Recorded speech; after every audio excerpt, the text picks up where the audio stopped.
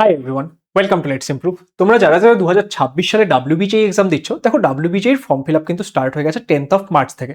তো তোমরা প্রচুর জন আমাদের কাছ থেকে এই যে আমাদের ডাব্লিউবিজেই টিএফডব্লিউ ক্যাটাগরি, সেই টিএফডব্লিউ ক্যাটাগরি সম্পর্কে জানতে চেয়েছিলে।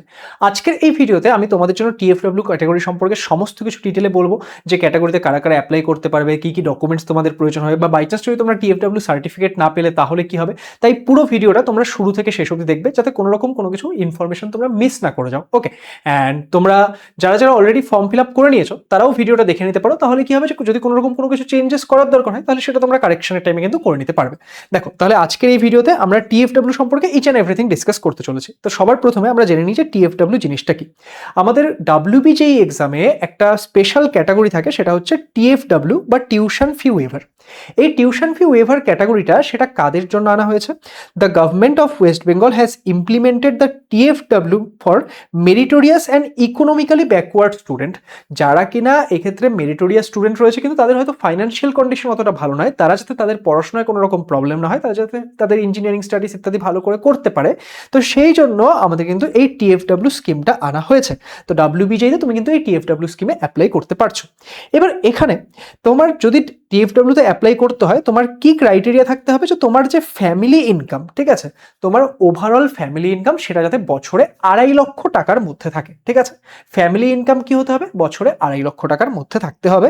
তাহলে তুমি কি করতে পারবে? এই টিএফডব্লিউর জন্য অ্যাপ্লাই করতে পারবে। অ্যান্ড এখানে যদি তুমি টিএফডব্লিউ পাচ্ছ, সেটা কিন্তু জাস্ট তোমার টিউশন ফি সেটাকেই তোমার কি করবে, ওয়েভ করবে। মানে ধরো একটা কলেজে তুমি পড়তে যাচ্ছ, সেখানে কি হয়, সেখানে তোমাকে ফিস পেমেন্ট করতে হয়। তুমি গভর্নমেন্ট কলেজে পড়লো, সেখানে তোমাকে ফিস পেমেন্ট করতে হয়।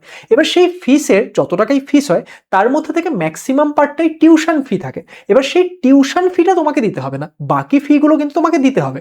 এক্সাম্পল ধরে নাও যে বিভিন্ন গভর্নমেন্ট কলেজগুলোতে, ধরে নাও জেজিইসি, তারপর হচ্ছে কেজিইসি, এগুলোতে ধরে নাও যে সাধারণত তোমাদের পার মান্থ যে টিউশন ফি থাকে, সেটা যদি ইলেকট্রিক্যাল, সিভিল এই ব্রাঞ্চগুলোর জন্য বলি, সেটা মোটামুটি 500 টাকার কাছাকাছি থাকে। তাহলে তোমার পার সেমিস্টারে পার সেমিস্টারে মোটামুটি 3000 টাকা সামথিং টিউশন ফি হচ্ছে, বা এর থেকে একটু বেশিও হতে পারে, কিন্তু এই রেঞ্জেই মোটামুটি ভ্যারি করে। অ্যান্ড ব্রাঞ্চ টু ব্রাঞ্চ একটু ডিফারেন্ট হবে। ঠিক আছে, তাহলে এই যে টিউশন ফিটা, সেই টিউশন ফিটা তোমার লাগবে না। এবার ওভারঅল 8টা সেমিস্টার মিলে কিন্তু টিউশন ফিতে তোমার বেশ কিছু টাকা বেঁচে যায়। অ্যান্ড এটা আমি জাস্ট সিভিল, ইলেকট্রিক্যাল এগুলোর এক্সাম্পল নিলাম। কম্পিউটার সায়েন্স, ইসি, আইটি এই ব্রাঞ্চগুলোতে যেহেতু টিউশন ফি অনেকটা বেশি হয়, তো সেখানে কিন্তু তোমার অনেকটা সেভ হয়ে যায় এখানে। আর বাকি যে ফিসটা, সেটা কিন্তু বলা রয়েছে বাকি ফিস কিন্তু তোমাকে এক্ষেত্রে জমা করতে হবে।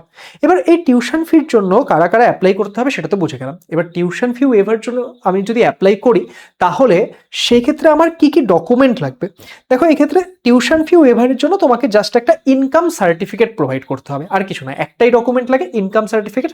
বাকি যে তোমার ডমিসাইল সার্টিফিকেট, এগুলো তো তোমাদের সবারই লাগছে। ওকে, কিন্তু টিউশন ফি ওয়েভারের জন্য আমাকে ইনকাম সার্টিফিকেট প্রোভাইড করতে হচ্ছে। এবার এই ইনকাম সার্টিফিকেট সেটা আমি কোথা থেকে আনবো? সেটা কিন্তু যে কোনো অথরিটি থেকে আনলে হবে না, কিছু অথরিটি মেনশন করে দেওয়া রয়েছে। দেখো, তোমাকে কি করতে হবে? An officer in the rank of assistant secretary or above in the state or central government, এদের থেকে তুমি নিতে পারো। অথবা তুমি ডিস্ট্রিক্ট ম্যাজিস্ট্রেট থেকে নিতে পারো, তুমি অ্যাডিশনাল ডিস্ট্রিক্ট ম্যাজিস্ট্রেট থেকে নিতে পারো, তুমি এসডিও অফিসার থেকে নিতে পারো, তুমি বিডিওর থেকে নিতে পারো। এই যে এখানে মেনশন করা রয়েছে এই 5টা ব্যাপার, এদের থেকেই কিন্তু তুমি কি করতে পারবে, তোমার যে এই ইনকাম সার্টিফিকেট সেটা তুমি নিতে পারবে। তুমি যদি কোনো ইলেক্টেড পার্সন, যেরকম ধরো নাও যে তোমাদের এমএলএ, এমপি, এদের থেকে যদি তুমি ইনকাম সার্টিফিকেট আনছো, সেটা কিন্তু ভ্যালিড হবে না। এবার এই ইনকাম সার্টিফিকেট সেটা কিন্তু একটা প্রোফর্মাও আমাদের ডাব্লিউবিজের ওয়েবসাইটেই দেওয়া হয়। সেই প্রোফর্মাটার মধ্যে তোমরা কিন্তু এই ইনকাম সার্টিফিকেটটা বানানোর চেষ্টা করবে। এবার কথা হচ্ছে, আমি ইনকাম সার্টিফিকেটের জন্য অ্যাপ্লাই করলাম, কিন্তু যদি আমি ইনকাম সার্টিফিকেটটা না পাই, বা আমার অন্য কোনো একটা ক্যাটাগরি আছে, ধরো নাও আমি এসসি ক্যাটাগরির একজন স্টুডেন্ট, বা আমি এসটি ক্যাটাগরির একজন স্টুডেন্ট, ওবিসি ক্যাটাগরির একজন স্টুডেন্ট, তাহলে সেই ক্ষেত্রে আমি কি সেই ক্যাটাগরির সঙ্গে এই টিএফডব্লিউ অ্যাপ্লাই করতে পারবো? সেটার উত্তর আমি তোমাদেরকে দিচ্ছি। কিন্তু তার আগে একটা বিষয় বলি, দেখো ডাব্লিউবিজেই পরীক্ষায় তোমরা কিন্তু এই বছর অন্যান্য বছরের তুলনায় 1 মাস বেশি সময় পেয়েছো। তো সেই সময়টাকে কিন্তু তোমাদের প্রপারলি কাজে লাগাতে হবে। অ্যান্ড তোমাদের ডাব্লিউবিজের বেস্ট প্রিপারেশনের জন্য আমাদের লেটস ইমপ্রুভ অ্যাপের মধ্যে আমাদের র্যাঙ্ক ইমপ্রুভমেন্ট ব্যাচের কিন্তু ক্লাস স্টার্ট হয়ে গেছে। যারা যারা এখনো ব্যাচে ভর্তি হওনি, তাড়াতাড়ি করে ভর্তি হয়ে যাও। তোমাদের প্রিপারেশনটা এখান থেকে দারুণভাবে হতে চলেছে। এই ব্যাচের মধ্যে তোমাদের কি কি অফারিংস থাকছে সেগুলো তোমরা দেখতে পাচ্ছ। ফিস জাস্ট 999 রুপিস, তাহলে তোমরা কিন্তু এই ব্যাচে ভর্তি হতে পারো। এবার কথা হচ্ছে যে আমাদের কারা কারা এই টিএফডব্লিউতে অ্যাপ্লাই করতে পারছে? শুধু কি ওপেন ক্যাটাগরি মানে জেনারেল ক্যাটাগরি স্টুডেন্টরা অ্যাপ্লাই করতে পারছে, নাকি তোমার অন্য কোনো ক্যাটাগরি থাকলে সেই ক্ষেত্রেও অ্যাপ্লাই করতে পারছো? উত্তর হচ্ছে, তোমার যে কোনো ক্যাটাগরি হও, তুমি একজন জেনারেল ক্যাটাগরি স্টুডেন্ট হও, বা তুমি একজন কোনো এসসি এসটি ওবিসি ইডাব্লিউএস যে কোনো ক্যাটাগরি থেকে তুমি বিলং করো, তোমার যদি এই যে ক্রাইটেরিয়াটা, তোমার যে অ্যানুয়াল ফ্যামিলি ইনকাম সেটা যদি 2.5 লক্ষ টাকার থেকে কম হয়, তাহলে কিন্তু তুমি এই টিএফডাব্লিউর জন্য অ্যাপ্লাই করতে পারবে। All category students may apply for TFW, কিন্তু তোমার ক্রাইটেরিয়া কি, তোমার অ্যানুয়াল ফ্যামিলি ইনকাম সেটা 2.5 লক্ষ টাকার থেকে কম হতে হবে। এবার কথা হচ্ছে, আমি যদি অ্যাপ্লাই তো এখন করে দিলাম, কিন্তু পরে যখন কাউন্সিলিং হবে তখন যদি আমি সার্টিফিকেট না পাই, মাথায় রাখবে এখন কোনো সার্টিফিকেট দিতে হয় না।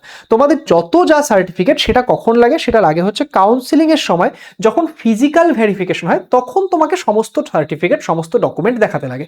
এবার যদি আমি ফিজিক্যাল ভেরিফিকেশনের সময় আমার যা যা ডকুমেন্ট দরকার সেগুলো দেখাতে না পারি, তাহলে কি হয়, সেই রাউন্ডে আমি যেই কলেজটা পাই, সেই রাউন্ডে আমি যেই সিটটা পাই সেটা কিন্তু ক্যান্সেল হয়ে যায়। তার পরের রাউন্ডে তোমার সেই ক্যাটাগরিটা বাদ দিয়ে তোমার আবার কাউন্সিলিং হয়। তাহলে সেই রিস্ক কিন্তু নেওয়া যাবে না যে আমি কাউন্সিলিং এ যাচ্ছি এবং সেখানে আমার কাছে ডকুমেন্ট থাকছে না।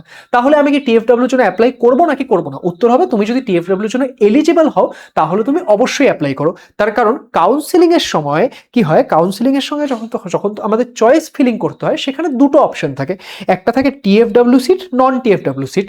এবার তুমি যদি টিএফডাব্লিউ সিট না, মানে টিএফডাব্লিউ সার্টিফিকেট না পাও, তুমি অ্যাটলিস্ট কাউন্সিলিং এর যেদিন চয়েস ফিলিং করছো ততদিন অবধি তুমি দেখলে, তুমি যদি তখন দেখছো না আমি টিএফডাব্লিউর সার্টিফিকেট পাবো না, আমি ইনকাম সার্টিফিকেট পাবো না, তাহলে তুমি টিএফডাব্লিউ সিটগুলোর জন্য অ্যাপ্লাই করবে না। ওকে, তুমি শুধুমাত্র নন টিএফডাব্লিউ সিটগুলোর জন্য অ্যাপ্লাই করবে। তুমি যদি নন টিএফডাব্লিউ সিটে অ্যাপ্লাই করছো, তুমি যদি টিএফডাব্লিউ ক্যাটাগরিতে সিট না পাও, তাহলে তোমার কাউন্সিলিং এর সময় টিএফডাব্লিউ সার্টিফিকেট দেখানোর কোনো প্রয়োজন নেই।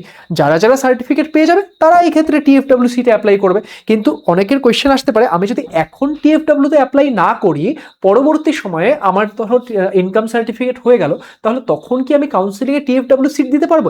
উত্তর হবে যে না। তুমি যদি ফর্ম ফিল আপ করার সময় টিএফডাব্লিউ না দাও, তাহলে তোমার যে র্যাঙ্ক কার্ড আসবে সেখানে টিএফডাব্লিউ র্যাঙ্কও থাকবে না। তাহলে সেই ক্ষেত্রে কিন্তু তুমি টিএফডাব্লিউ সিটগুলো কাউন্সিলিংয়ে দিতে পারবে না। তো এখানে সিম্পল উত্তর হচ্ছে, তুমি যদি টিএফডাব্লিউর জন্য এলিজিবল হও, তোমার বার্ষিক ইনকাম যদি এক্ষেত্রে মানে ফ্যামিলির বার্ষিক ইনকাম যদি 2.5 লক্ষ টাকার থেকে কম হয়, তাহলে তুমি টিএফডাব্লিউর জন্য অ্যাপ্লাই করে দাও।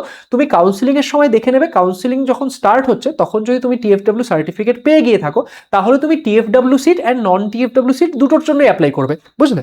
আর যদি তুমি সেই ক্ষেত্রে টিএফডাব্লিউ সার্টিফিকেট না পেয়ে থাকো, তাহলে তুমি টিএফডাব্লিউ সিটগুলোর জন্য অ্যাপ্লাই করবে না। সিম্পল, কোনো প্রবলেম তোমার হবে না। তাহলে আই হোপ যে এই ভিডিওটা থেকে তোমাদের কাছে পুরো বিষয়টা ক্লিয়ার। যদি তোমাদের ভিডিওটা ইনফরমেটিভ মনে হয়, সেটাকে তোমরা একটু লাইক শেয়ার করে দিও। তাহলে কি হবে, যাদের এই ভিডিওটা প্রয়োজন তাদের কাছেও এই ভিডিওটা পৌঁছে যাবে অ্যান্ড কেউ এই ভুলগুলো করবে না।